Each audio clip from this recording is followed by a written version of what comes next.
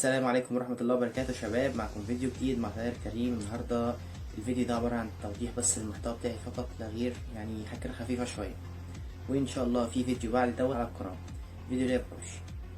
المحتوى بتاعي هيكون عن السوبر هيروز أو الأبطال الخارقين بمعنى صح. بنزل أفلام مسلسلات ترجمة عربي أجنبية مدبلجة أنيميشن كرتون أيا كان هي بنزلها، وبنزل الجيمنج الخاص بيهم برضه.